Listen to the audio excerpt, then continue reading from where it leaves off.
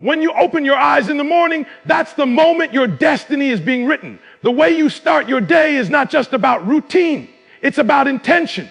Too many people roll out of bed and immediately let the world decide their energy, their mood, and even their direction. They grab the phone, check social media, dive into emails, and before they even brush their teeth, their mind is already hijacked. That's why so many days feel heavy before they even begin, because the first act of the day wasn't owned. It was surrendered. You cannot allow yourself to wake up and move aimlessly. You have to step into the morning with purpose, with clarity, and with control over what you want that day to represent. Think about it. When a champion wakes up, they don't just stumble into greatness. They don't start the day reacting to everyone else's demands. They command the morning. They create rituals. They set the tone. They align themselves with the energy they want to carry throughout the day. That's the difference between those who consistently win and those who are always playing catch up. Your morning is your foundation, and if you build it strong, the rest of the day cannot easily break you. It's like walking into battle. Would you walk into a fight without preparing your armor, without sharpening your weapon, without steadying your mind? Of course not. But so many of us step into the day completely unprepared, unprotected, and unfocused. That's why it feels like life hits us harder than it should. If you start with intention, if you decide in those first crucial minutes who you're going to be and how you're going to show up, you're already ahead of the game. And don't think this has to be complicated. It's not about some long checklist or fancy routine. It's about owning the mindset. For some of you, it may be a prayer, meditation, or affirmations. For others, it might be exercise, journaling, or even just sitting quietly and visualizing the day. What matters is that you are setting the pace. You are declaring to yourself, this is my day. This is how I will show up. This is what I'm chasing. That kind of energy creates alignment. That kind of focus attracts opportunities. That kind of clarity makes you dangerous in the best way possible. When you start your day with intention, you don't let small things knock you off balance. You don't waste hours drifting from one distraction to another. You don't allow negativity to creep in and dictate your spirit. You step out with strength. You move with direction. You create momentum before the world has a chance to slow you down. That's how you enter beast mode before you even leave the house. So tomorrow morning, when you wake up, don't just roll over and let the day happen to you.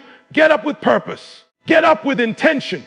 Get up like everything you've been praying for, working for, and sacrificing for depends on how you move in those first few minutes, because it does. The mind is just like the body. You can't expect it to perform at its peak if you don't feed it the right fuel. The problem is most people wake up and the first thing they consume is junk. Not food, junk information, junk energy, junk noise. They open their phones, scroll through negativity, arguments, gossip, news designed to scare them. And before they've even had breakfast, their spirit is drained. And then they wonder why they walk through the day tired, distracted, unmotivated. The truth is simple. Whatever you put in your mind, first thing in the morning sets the stage for how you think, how you move, and how you respond to everything that comes at you. You've got to protect that space. The morning is sacred. That's the time when your mind is most open, most vulnerable, and most powerful. What you feed it then becomes the filter through which you see the whole day. If you give it negativity, you'll find negativity everywhere you look. But if you feed it vision, focus, and positivity, you start to notice doors opening, opportunities aligning, and strength showing up where before you only saw struggle. That's not magic, it's intention. It's you deciding to fuel your mind with what builds you, not what breaks you. I'm telling you, some of you are losing not because you lack talent or effort, but because you're feeding your mind with poison and expecting it to create power. It doesn't work that way. Champions don't start their morning scrolling for drama. They start with words, sounds, and thoughts that elevate. They fuel their spirit with something that lifts them higher. They understand that before the world starts making demands, they have to pour into themselves. Maybe that means listening to something motivational, reading a few pages of a book that grows your mindset, or speaking affirmations that remind you of who you are and where you're going. Maybe it's prayer, maybe it's gratitude. Whatever it looks like for you, the principle is the same. You feed your mind before the world feeds it for you. Because if you don't, the world will hand you fear, doubt, stress, and distractions. And you'll carry that weight all day. And here's the truth. Once you start fueling your mind the right way, you'll feel the shift. Your energy will be different. Your confidence will grow. And your perspective will sharpen. You'll catch yourself making stronger decisions, staying calmer under pressure, and moving with a sense of purpose that you didn't have before. It's not because life suddenly got easier. It's because you trained your mind to see differently. So tomorrow, before you give your attention to notifications, before you let the noise of the world in, feed your mind with something that empowers you. Protect that space. Guard that energy. Because the way you fuel your mind in the morning will determine how far you can push into beast mode the rest of the day. Motivation feels good, but it's temporary. It's like a spark. It lights you up for a moment, but if there's nothing to keep it burning, it dies out quick. That's why so many people start strong and then fade.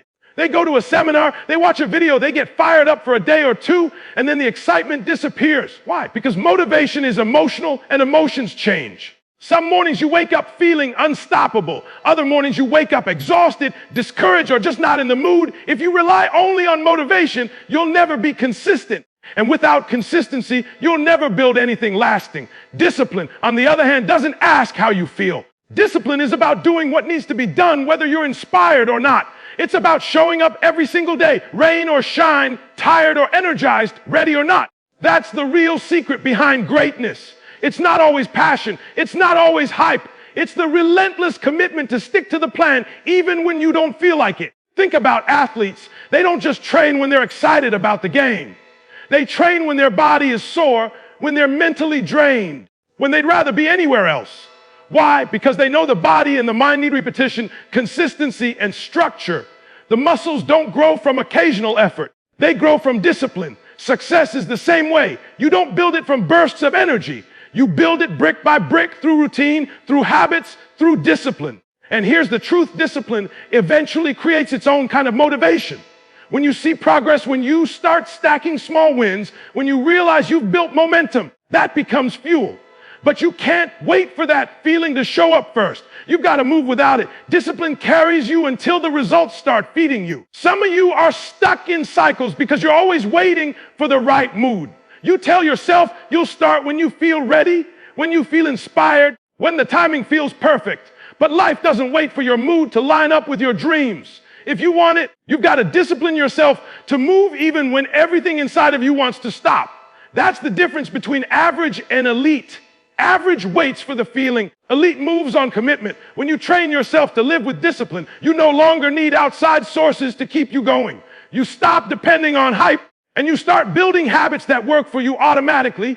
That's when success becomes inevitable, because discipline doesn't negotiate. It doesn't make excuses. It doesn't delay. It just does the work, and the work produces results.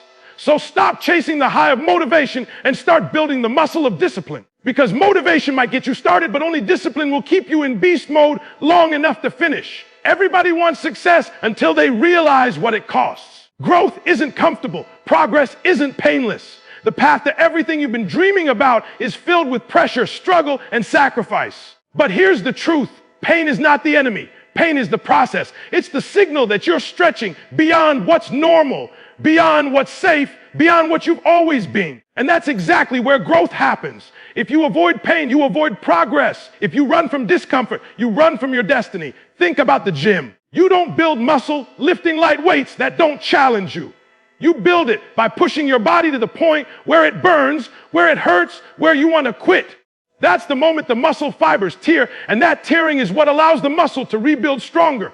Life works the same way. The struggles, the setbacks, the challenges that make you uncomfortable are the very things shaping you into someone stronger, wiser, and more capable. Without them, you'd stay the same. And staying the same means never reaching the level you're capable of. Too many people pray for the blessing but want to skip the breaking. They want the results without the resistance. But you can't have one without the other. Every person you admire, every success story you look up to was built in the fire of adversity. They didn't get stronger because life was easy. They got stronger because they learned to embrace the pain and turn it into fuel. When you learn to shift your mindset, pain stops being something you fear and becomes something you use. Failure, that's feedback. Struggle, that's training. Pressure, that's proof that you're on the edge of something bigger. You've got to stop asking, why is this happening to me? And start asking, what is this teaching me? Because the lesson hidden in the pain is what takes you to the next level. And understand this, the pain of discipline is always lighter than the pain of regret. Yes, it's hard to stay committed. It's hard to sacrifice. It's hard to push when you're tired. But regret weighs more than anything else you'll ever carry. You don't want to look back wishing you had endured a little discomfort when you had the chance. So when you hit that wall, When it feels too heavy, too painful, too overwhelming, remember, that's not the signal to stop. That's the signal you're getting closer. That's the moment to dig deeper, because the pain is shaping you into the person who can handle the blessing on the other side. So don't run from it. Don't hide from it. Don't numb it. Embrace the pain, because that pain is proof you're alive, you're growing, and you're on the path to becoming unstoppable. Energy is everything. The way you carry yourself, the way you think, the way you attack your goals, it all comes down to the energy you allow into your life. But here's the problem. Too many people are leaking energy every single day. They're not even aware of it, but they're drained before they get started because they're entertaining the wrong conversations, surrounding themselves with the wrong people, and allowing distractions to steal their focus. You cannot operate at beast mode if you're constantly letting negativity and noise dictate your flow. Protecting your energy isn't optional. It's survival. Every dream requires power. Just like a car can't move without fuel, you can't chase your vision if your energy is being wasted on things that don't serve you. Some of you are stuck not because you lack the talent, not because you lack the work ethic, but because you keep giving your energy to the wrong places. You argue with people who don't matter. You invest time in relationships that only take and never give. You scroll through endless content that leaves you empty instead of full. And then you wonder why you feel exhausted before you even touch the work that matters. You have to become ruthless about protecting your focus. That means learning to say no even when it's uncomfortable. That means cutting ties with people who don't believe in you, who don't support you, who constantly drag you back into small thinking. That means limiting the time you spend in environments that don't push you to grow. Protecting your energy isn't about being selfish. It's about being strategic, because you only have so much to give. And if you waste it on the wrong things, you won't have anything left for the battles that actually count. And don't get it twisted. Protecting your energy also means protecting your inner world. The thoughts you entertain, the words you speak, the beliefs you repeat to yourself, those all shape the energy you carry. If you wake up feeding your mind with doubt, fear, and negativity, it doesn't matter how much you grind, you'll still feel empty. But if you guard that space, if you pour into yourself with positivity, with clarity, with belief, then your energy becomes unstoppable. Here's the real difference between people who win and people who stay stuck. Winners know how to focus. They conserve their energy for the things that matter. They don't waste time fighting small battles. They don't allow gossip, drama, or negativity to rent space in their mind. They protect their energy like it's the most valuable resource they own, because it is. So if you're serious about leveling up, you've got to start guarding your energy and protecting your focus like your life depends on it. Because at the end of the day, it does. If you don't know where you're going, it doesn't matter how much energy you bring to the table, you'll waste it wandering in circles. That's why every single day you've got to take time to visualize the end goal. I'm not talking about a quick thought or a wish. I'm talking about seeing it so clearly in your mind that it feels real before it even happens. You have to be able to close your eyes and picture the house, the business, the freedom, the impact, the life you're building. Because when you can see it, you start moving differently. People who drift through life without a vision get stuck chasing whatever shows up. They get pulled in every direction because they don't have an anchor. But when you wake up every morning and remind yourself of the future you're building, you stop being reactive. You stop letting every distraction pull you off track. You start moving with focus, with direction, with urgency. Your actions line up with your vision, and your decisions become easier because you already know where you're going. It's like an athlete before a championship game. They don't just practice the moves. They visualize themselves making the winning shot, crossing the finish line, holding the trophy. They see it before it happens, so when the moment comes, it feels familiar. That's what you need to do with your own life. You have to rehearse success in your mind so many times that when you finally step into it, it feels natural. That's not fantasy. That's preparation. And here's the thing, visualization isn't just about seeing the reward. It's about feeling the grind that gets you there. It's about mentally walking through the late nights, the early mornings, the sacrifices, the discipline. When you can visualize not only the destination, but also the path, you're training your mind to accept the price and stay locked in when it gets hard. That's how you make sure your daily actions connect to the bigger picture. Every great achievement was first built in someone's imagination. They saw it before anyone else could. They held onto that image when nobody believed it was possible. And they kept chasing it until what was once invisible became undeniable. You've got to do the same. Write it down. Speak it out loud. Play it over and over in your mind until it becomes a part of you. Because when the picture in your head is clear, no obstacle outside of you can blur it. So every morning, before you step out into the chaos of the world, take a moment to visualize. See the end goal. Feel it. Believe it. Because if you can see it in your mind every single day, you'll eventually hold it in your hands. Too many people waste their energy worrying about what the next person is doing. They're busy comparing themselves to coworkers, friends, or even strangers online, and in the process, they lose sight of the only competition that really matters, the version of themselves from yesterday. The truth is, you don't have to outshine anyone else. You don't have to prove anything to the world. You just have to make sure that every day you're becoming a stronger, sharper, more disciplined version of you. That's the race you're running, and it never ends. When you focus on beating yesterday's version of yourself, you stay grounded in progress. It doesn't matter if it's 1% better as long as it's forward. Maybe yesterday you procrastinated, but today you start earlier. Maybe yesterday you cut corners, but today you give full effort. Maybe yesterday you doubted yourself, but today you step out with confidence. Small wins like that, stacked daily, turn into massive growth. But you'll miss those wins if you're too busy looking sideways instead of looking inward. Comparison will drain you because there will always be someone ahead of you. Someone with more money, more recognition, more experience. If that's your focus, you'll always feel behind. But when you put your energy into outworking yesterday's self, you always have a victory to celebrate because progress is within your control. You don't need anyone else's timeline. You just need your own accountability. And here's where it gets powerful. When you're committed to outworking yesterday's version of you, you develop consistency. You don't need massive breakthroughs every single day. You just need to show up a little better, a little sharper, a little more disciplined. Over time, those small shifts compound into transformation. That's how ordinary people achieve extraordinary results, not through one big leap, but through relentless, steady growth. It's also how you keep your fire alive. If you're only chasing external validation, you'll burn out because there will never be enough applause to fill the void. But if your drive comes from self-improvement, from knowing you're putting in the work to become your best, you'll never run out of fuel. You'll wake up hungry, not because you're trying to beat someone else, but because you're determined not to let the old you catch up. So every night, reflect. Ask yourself, did I do better today than I did yesterday? Did I push harder? Think clearer. Stay more focused. And if the answer is no, don't beat yourself up. Just commit to making tomorrow the day you step it up. That's how you build momentum. That's how you create confidence. That's how you become unstoppable. Because at the end of the day, the goal is simple.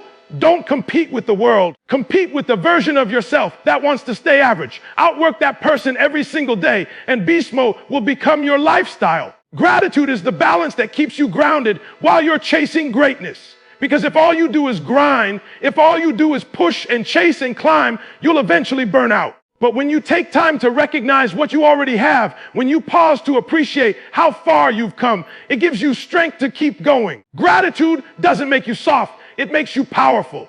It reminds you that no matter how big the goal is, you're already standing on blessings that somebody else is praying for. And when you realize that, it gives you perspective. It gives you fuel. See, gratitude and beast mode are not opposites. They're partners. Gratitude gives you peace. Beast mode gives you drive. Gratitude says, I'm thankful for what I have. Beast mode says, but I'm not done yet. Together they create balance. Without gratitude, you'll always feel empty, like nothing is enough. Without drive, you'll get comfortable and stop pushing for more. You need both, the fire to chase the vision and the heart to appreciate the journey. When you wake up in the morning and you take a moment to be thankful for your health, for your breath, for your opportunities, you start the day from a place of abundance instead of lack. That mindset changes everything. You're no longer chasing goals because you feel incomplete. You're chasing them because you're empowered. That's a different kind of energy. That's the kind of energy that keeps you consistent, that keeps you joyful in the grind, that keeps you unshakable when obstacles show up. Too many people think gratitude is about settling. They think if they're thankful, they'll lose their hunger. But that's not how it works. Gratitude doesn't kill hunger, it fuels it. Because when you're grateful, you recognize that what you've already received is proof that more is possible. You don't grind from desperation, you grind from inspiration. You don't push from a place of lack, you push from a place of faith. And let's be real, gratitude also protects your peace. When you're thankful, you're not comparing yourself to everyone else. You're not frustrated by what you don't have. You're focused steady, and confident because you know you're already blessed and you trust that greater is on the way. That kind of mindset is dangerous in the best way because nobody can shake you. So here's the key: stay grateful, but stay hungry. Every night before you sleep, reflect on what you're thankful for. Every morning when you rise, let gratitude set your tone. And then once your heart is full, flip the switch. Go after your goals with everything you've got. Because when you can live with gratitude in your spirit and beast mode in your actions, there is nothing on this planet that can stop you.